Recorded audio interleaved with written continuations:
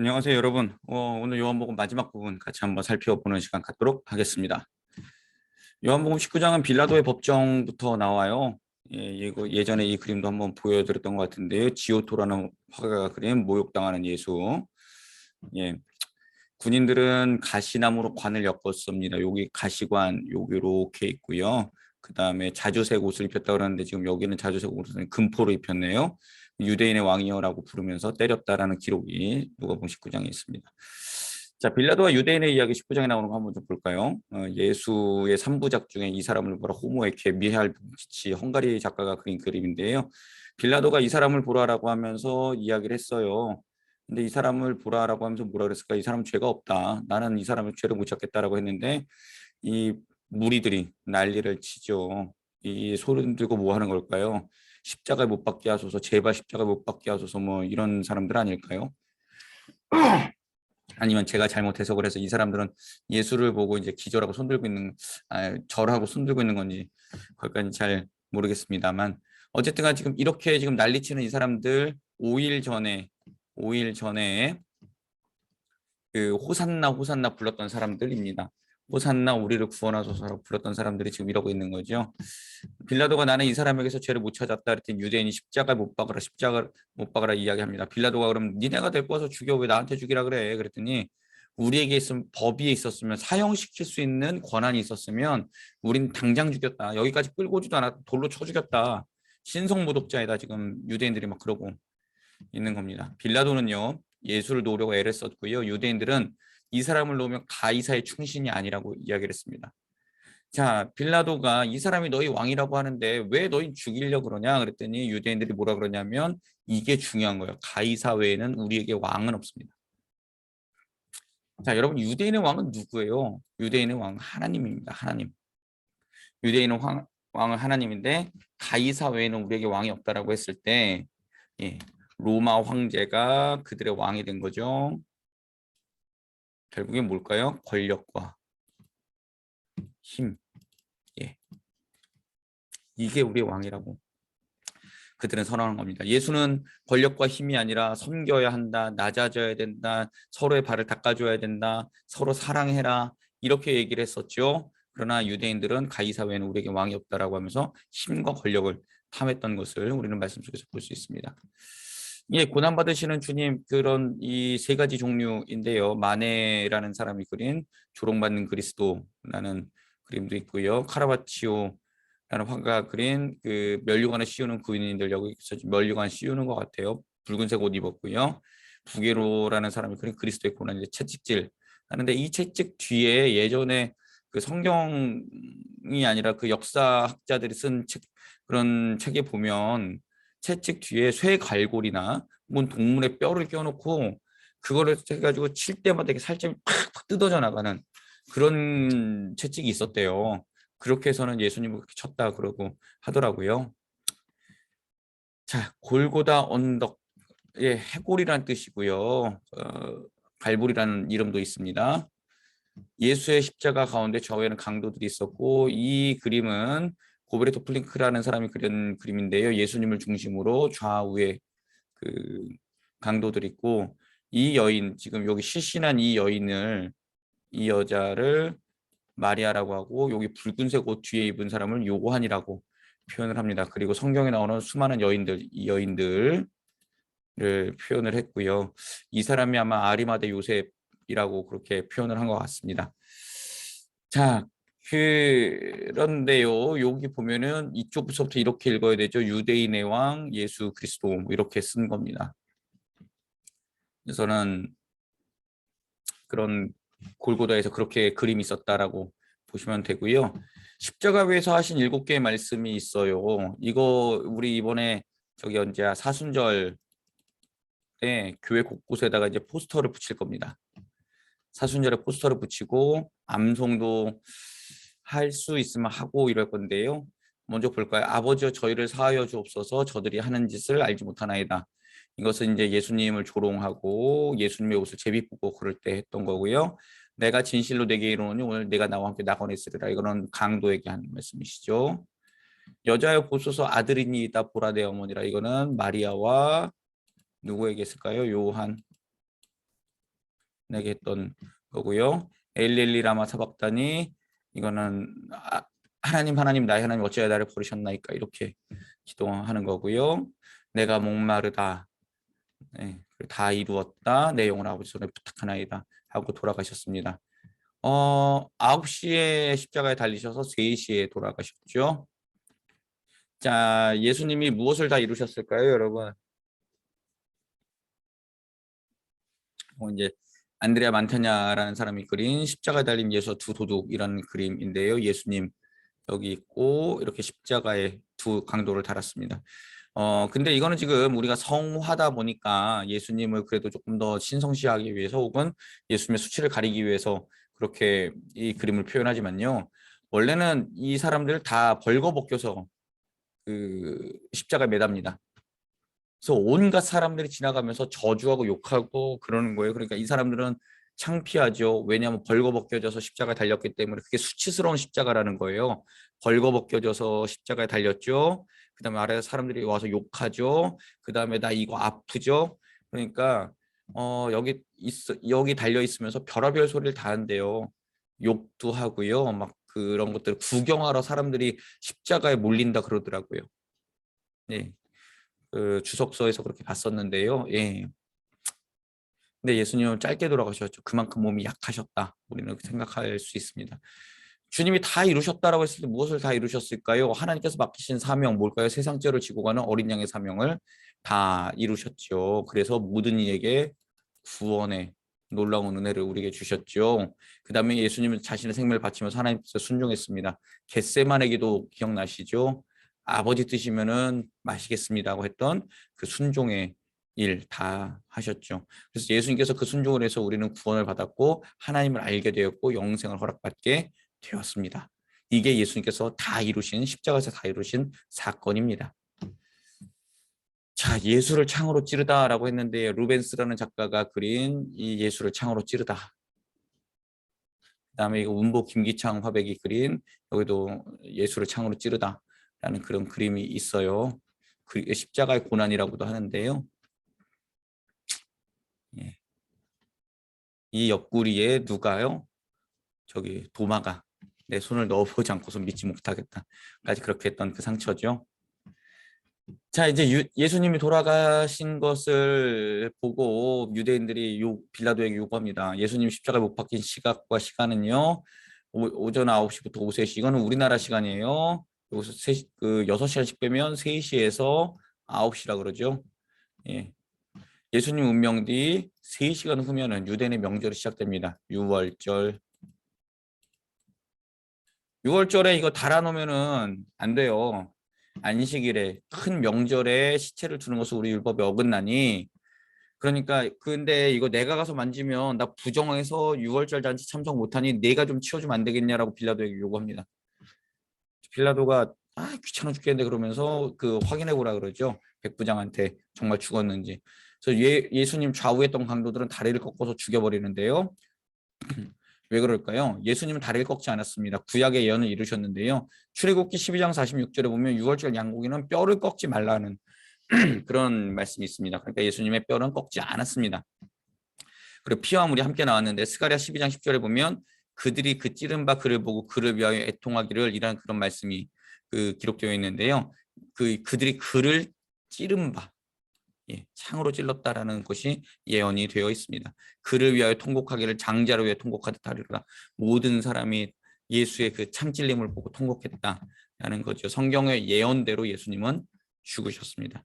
그냥 와서 죽은 게 아니라 하나님의 예정대로 하나님께서 이끌어 가신 대로 그렇게 돌아가셨다라고 우리는 보면 되겠습니다.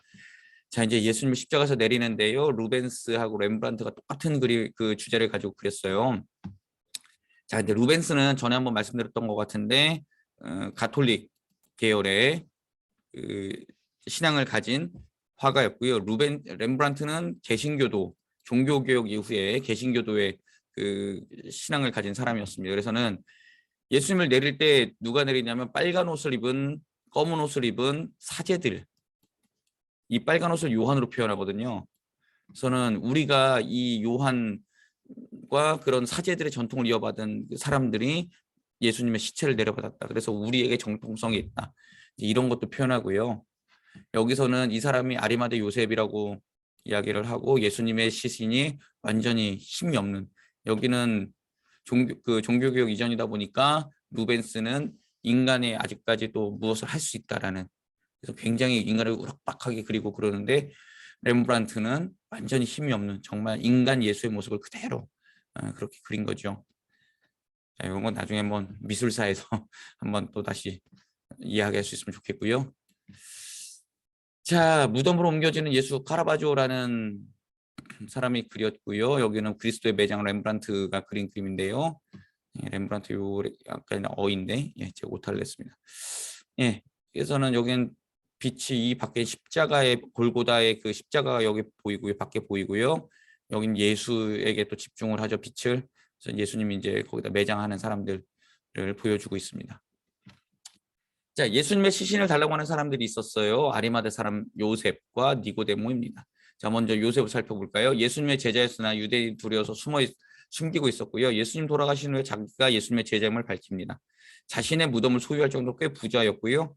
제가 몇 번이나 말씀드렸죠. 요셉과 니고데모는 굉장히 그 영향력 있는 사람들이었는데 이거 다 포기하고 예수의 제자로서 살아가기로 그렇게 다짐했습니다. 그래서 이들이 성경에 이름이 나올 수 있었던 거죠. 자, 니고데모, 요한복음 3장에 나오는 공의원이며 율법교사인데요. 예수님의 시신 처리를 위해 몰약에 침향을 섞은 것을 가지고 왔다 그러면 약 100근 정도. 엄청 많은 양이에요. 엄청 많은 양. 향품과 함께 세마포로 감쌌다 그러는데 이 세마포도 예, 가난한 사람들은 못 산다는 그런 세마포입니다.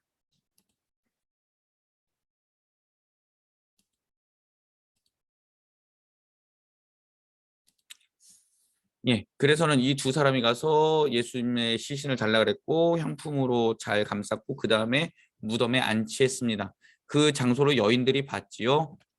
아리마대 사람 요셉의 무덤은 한 번도 사용하지 않았고요. 무덤을 많은 사람을 자신의 무덤을 소중하게 여기죠. 그래서는 우리는 유택이라고 그렇게 말을 하잖아요.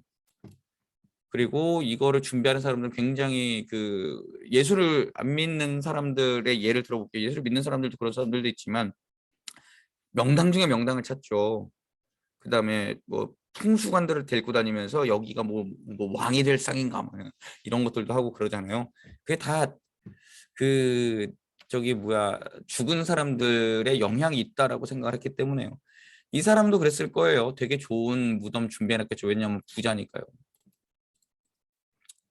근데 요셉은 기꺼이 그 무덤을 주님께 내어드렸습니다.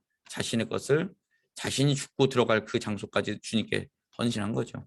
자, 유대인들이 무슨 요구를 했냐면요. 제자들이 시신을 훔쳐갈 수 있으니 로마 군병을 지켜달라고 빌라도에게 이야기를 합니다. 빌라도 짜증나. 야, 니들이 알아서 해. 좀 딱 이 표현이에요. 대제사장과 바리새인들은 경비병과 큰 돌로 막아버렸습니다. 근데 이때 부활할 때 이 경비병들이 혼비백산하니까 대제사장과 바리새인들이 뭐라 그래요? 얘들이 와서 훔쳐갔다라고, 제자들이 와서 훔쳐갔다라고 너희들이 소문내고 다녀. 그래서는 그 당시에 그런 소문이 있었더라라는 게 마태복음에 기록되어 있죠. 20장 보겠습니다. 부활하신 예수님. 자, 부활하신 예수님을 표현한 렘브란트의 그림인데요. 천사가 돌무덤을 들고 있죠. 여기 돌무덤. 그다음에 여기에 보면 다 이게 사람들이 도망가는 거예요. 지워드릴게요. 이렇게 보시면 여기에 그 경비병들이 혼비백산해서 도망가고 있습니다. 예수님이 이제 일어날 준비하고 계시죠. 딱 이제 싹 이제 일어나려고 준비하고 계셔요. 자, 안식 후 첫날, 유대인의 안식일은 금요일 저녁부터 토요일 저녁까지고요. 안식 후 첫날이면 새벽, 안식 후 첫날 새벽, 그러니까 주일 아침 새벽이 됩니다. 이 구절이 왜 중요하냐면요. 우리가 주일에 예배를 드리는 근거 구절이기 때문입니다. 예전에는 유대인의 안식일에 우리도 그 초대교회도 모였었다면 이제 부활하신 예수님 만나고 난 후에는 예수님의 부활을 기념하며 주일에 예배를 드리게 됩니다. 부활하신 예수님을 기념하기에 우리는 안식일이 아닌 주일을 지키게 되었다. 그래서 안식 후 첫날이 매우 중요한 구절이고요. 부활의 첫 증인은 막달라 마리아입니다. 당시의 시대적 상황은 여인의 증언은 믿지 않았습니다. 여인들은 머리 숱세는데 들어가지 않습니다. 투표하는데 투표로 인정받지 못합니다. 여인의 증언은 증언으로서 인정을 되지 않습니다. 근데 막달라 마리아를 증인으로 세운 이유는 뭐냐면 초대교회에서 여성의 역할이 적지 않았음을 표현합니다. 유대교에서는 여성의 역할들이 없을 수 있으나 초대교회에서는 예수 그리스도를 섬기는 여인들의 역할이, 그리고 그 교회를 섬기는 여인들의 역할이 매우 비중이 컸음을 의미하는 거고요. 막달라 마리아는 다시 와서 베드로와 그 사랑하는 제자에게 알립니다. 사랑하는 제자는 참 이 사람도 대단하죠. 자기를 사랑하는 제자라고 그렇게 표현하는 거 보면 이 사람일 거라는 추측을 합니다. 베드로와 주님께서 사랑하신 제자가 열심히 뛰었습니다. 함께 달렸으나 베드로가 늦게 도착했지요. 사랑하는 제자는 무덤에 들어가지 않습니다. 얘가 좀 어려가지고요. 무서움이 있었을 거라고 추측을 해요. 베드로가 들어가서 무덤 상황을 확인하는데요. 자, 예수님의 무덤 상황을 표현을 했어요. 예수님의 몸을 쌌던 세마포가 놓여 있었고요. 머리를 쌌던, 이게 쌌던이 맞나? 쌓아놨던, 이거 틀린 것 같은데요. 제가 다시 한번 나중에 볼게요. 수건도 잘 놓여 있었습니다. 자, 나사로가 나올 때는 온 몸을 세마포로 칭칭 감고 나와서 예수님 뭐라고 그러셨죠? 풀어놓아 다니게 하라, 그렇게 말씀하셨잖아요. 근데 잘 개어 있었다라고 표현합니다. 자, 머리 쌌던 수건과 온몸을 둘렀던 세마포는 그대로 있고 몸만 빠져나왔다라고 하는데요. 베드로는 딱 보자마자 그 차이를 알 수 있었습니다. 그래서는 예수님 부활하셨나? 예수님 어떻게 되셨지? 이렇게 의심을 한 거죠. 도대체 이게 무슨 상황이야? 그래서 제자들은 그럼에도 불구하고 불신하고 집으로 돌아갔습니다. 아직까지는 예수님 부활하신 것을 믿지 못했죠. 자기들의 집으로 돌아갔습니다. 그러나 이제 막달라 마리아는 또 거기서 남아 있었죠. 부활하신 예수님을 본 막달라 마리아는 그를 정원사로 보았습니다. 요한복음 20장 15절에 보면 저희 주님의 그 시체를 어디다 두셨어요? 제가 모셔가려고 합니다. 이렇게 표현하는데 정원사로 알았다, 이런 표현이 있어요. 렘브란트가 되게 잘 그렸어요. 여기 모자도 썼죠. 여기 삽도 있어요. 그러니까 정원사처럼 표현한 거예요. 그러니까 이 막달라 마리아는 놀란 거죠. 예. 천사 둘 앉아 있고요. 자, 두 제자가 돌아간 후 마리아는 그 자리를 지키고 있어 무덤을 들여다봤는데요. 흰옷 입은 천사가 하나는 머리편에 하나는 발편에, 여기 볼까요? 하나는 머리편에 하나는 발편에 이렇게 누워 있었습니다. 앉아 있었습니다. 왜 우는가 그랬더니 내 주님 어디다 옮겨둔지 난 잘 모르겠다. 좀 찾았으면 좋겠다라고 했을 때 주님이 이 모습으로 나타나셨습니다. 여자여 왜 울고 있습니까? 라고 예수님 물어보시죠. 예수님을 동산지기로 생각한 마리아는 예수님의 시선 어디다 두시지만 말씀해 주시면 제가 수습하겠습니다라고 이야기합니다. 그때 예수님 마리아야 라고 부르시죠. 라보니, 선생님, 목소리를 알아들은 거예요. 보지 못했더라도. 자, 이제 나를 만지지 마라. 나는 아버지께 꼭 갈 것이니 제자들에게 그것을 전해라 라고 했고 제자들에게 줄을 부었다라고 증언합니다. 그리고 이때부터 엠마오로 갔던 두 제자도 여기에 아니고 다음 모임에 아마 올 거예요. 제자들은 안식일이 유대인들이 두려웠고 안식 후 첫날, 그러니까 주일 낮이라고 보시면 돼요.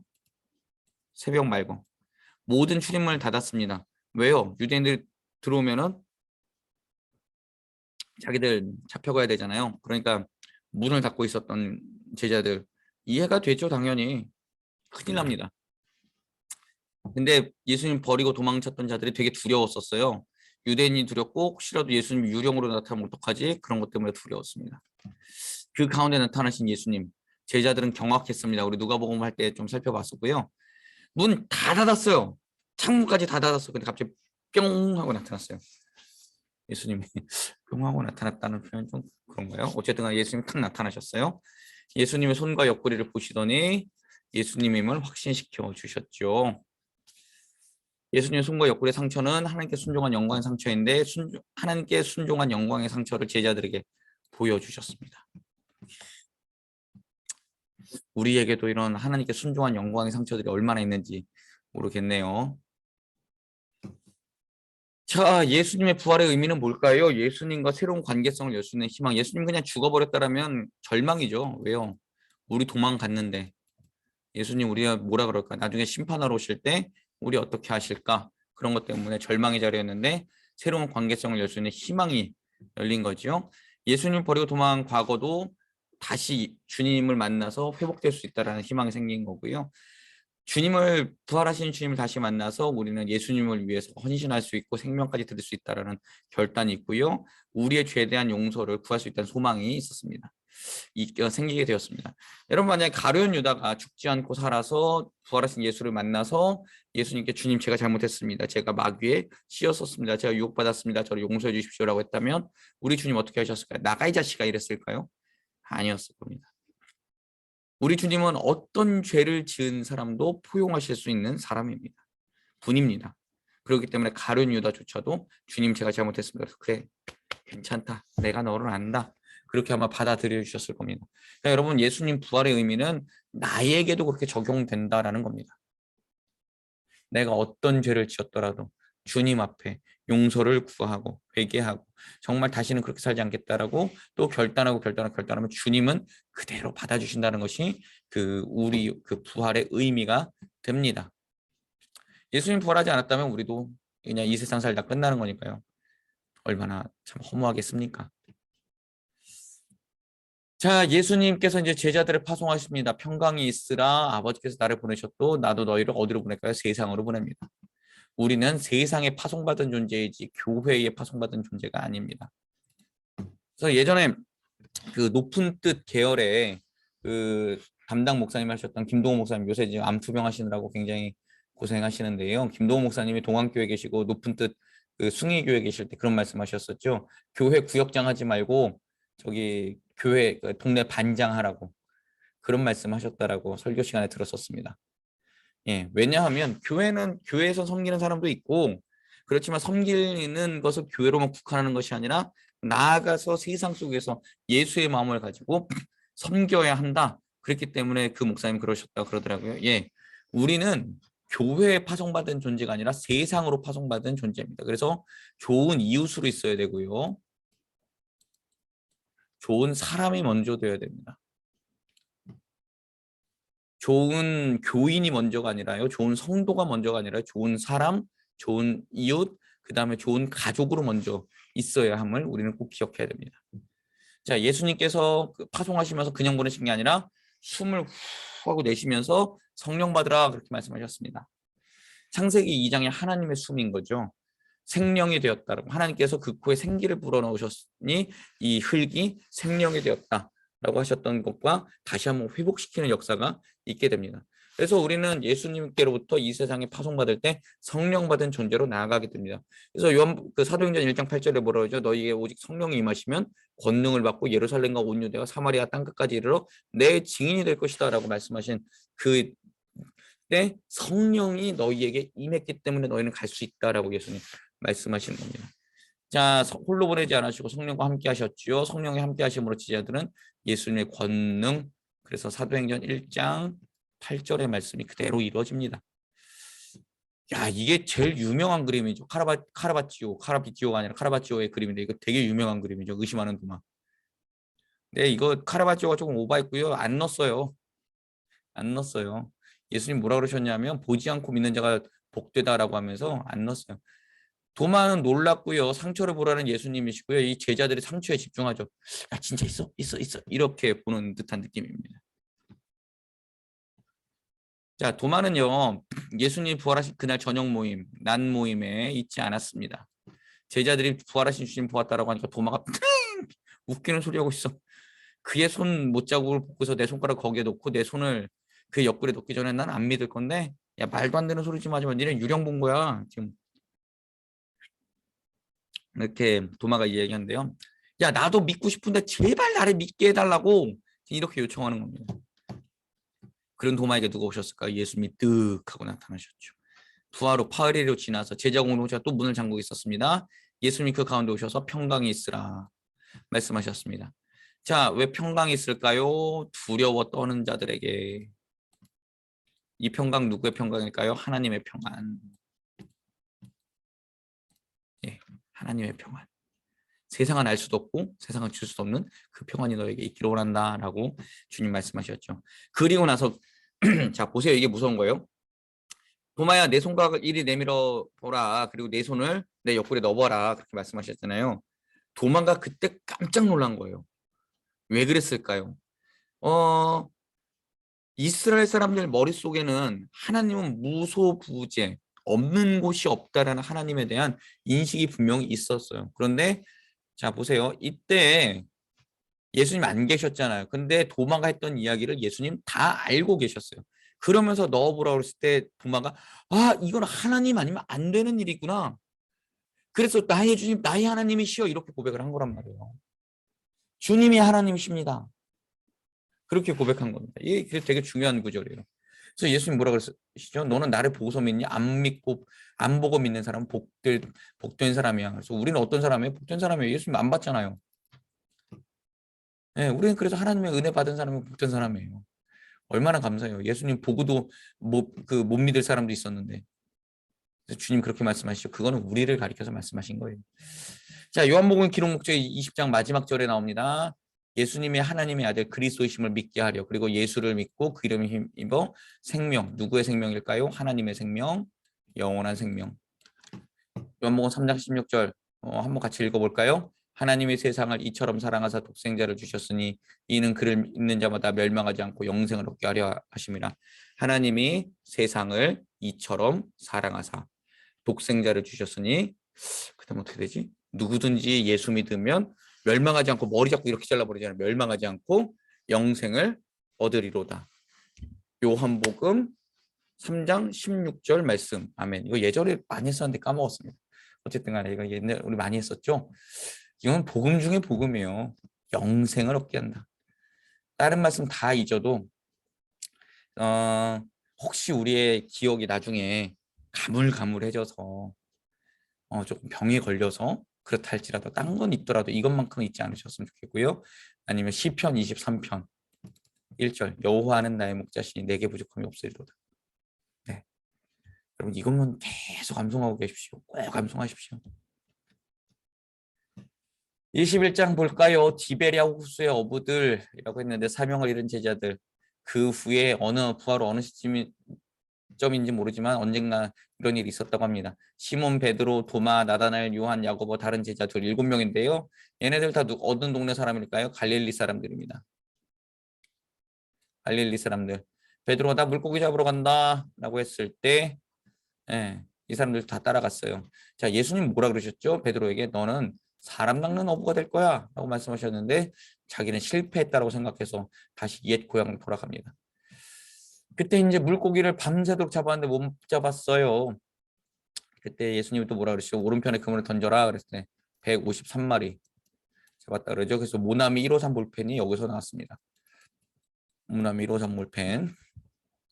주님이시라 라는 그 말에 베드로는 바로 바다에 뛰어들었고요. 왜 뛰어들었는지 몰라요. 배가 가는 게 빠를 건지 베드로가 가는 게 빠를 건지 아니면 창피해서 그런 건지는 모르나 어쨌든 바다에 뛰어들었어요. 자, 예수님께서는 숯불과 떡과 물고기를 마련해놓고 제자들을 먹이셨습니다. 이거는 그때 제자들에게 기억나게 하는 장치가 있었죠. 떡과 물고기 오병이어 사건을 보면서 나는 이런 너희의 그 모든 것을 책임지는 사람이야 라는 것을 예수님 알려주셨습니다. 자, 예수님이 이제 세 번째 나타나신 사건이고요. 이 사건 이후에 재밌는 이야기가 나오죠.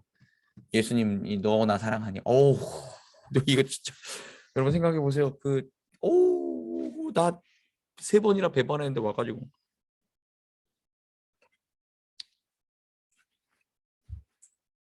커피입니다. 예. 예수님이 오셔가지고 야, 너 나 사랑하냐?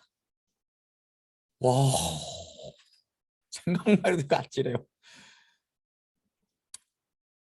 베드로야, 너 이것들보다 나 사랑하니? 세상에 있는 그 수많은 것보다 너 나 사랑하니? 주님 사랑하는 줄 주께서 아십니다. 너 나 사랑하니?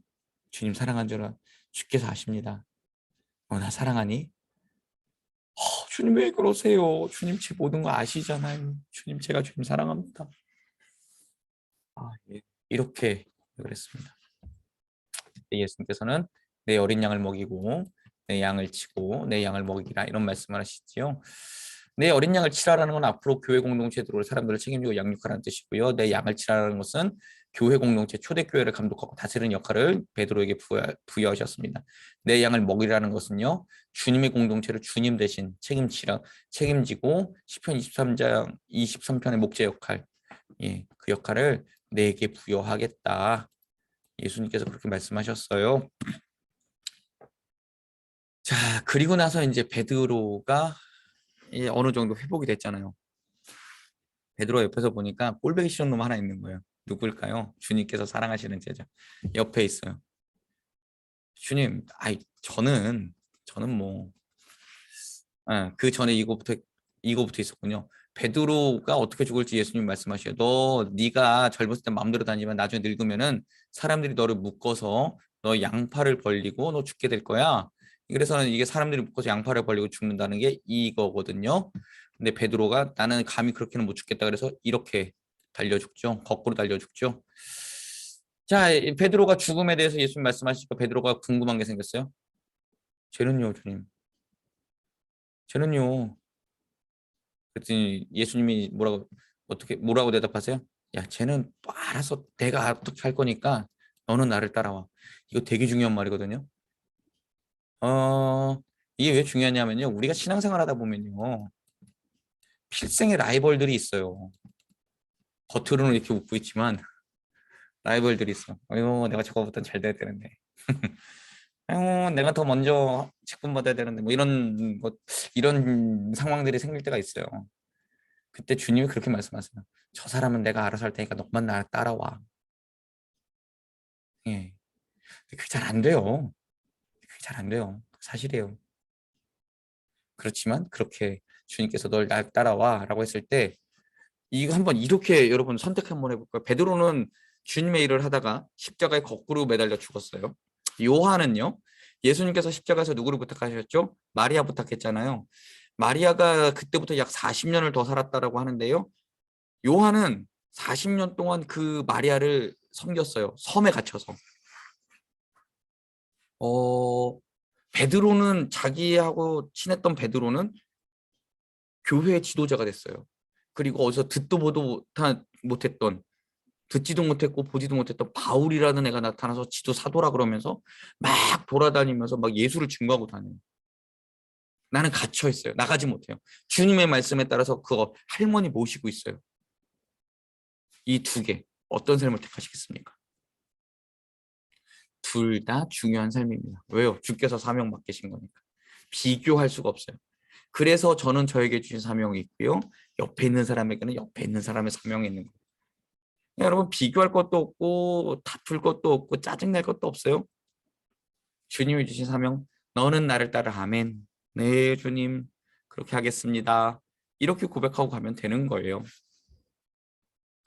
자, 요한복음에 기록된 7가지 기적 볼까요? 요한복음 2장에 가나 혼인잔치, 왕의 신하를 고쳤고 38년 된 병자 고쳤고 오병이어 바다 잠잠하게 그다음에 바디메오 죽은 나사로를 살린 7가지 기적이 요한복음에 기록되어 있고요. 7가지 말씀 나는 무엇이다 나는 생명의 떡이다 나는 생명의 빛이다 세상의 빛이다 문이다 선한 목자다 부활이요 생명이다 그다음에 길이요 진리요 생명이다 생명의 포도나무이다.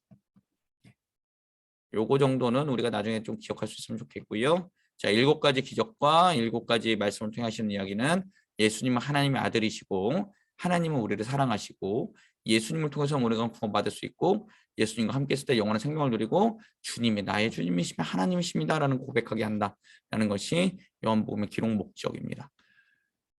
와, 여러분 우리 요한복음 다 했습니다. 2월 중순까지 벌써 마태, 마가, 누가, 요한 4개 책을 다 읽었습니다. 고생 많으셨고요. 사도행전은 조금 또 이렇게 여행 다니듯이 가면 되잖아요. 사도행전도 열심히 해보고요. 로마서 가면 조금 지겹긴 하지만 그래도 좀 기독교 모든 교리의 정수가 거기 담겨 있으니까 로마서도 또 열심히 달려보지요. 감사합니다, 여러분.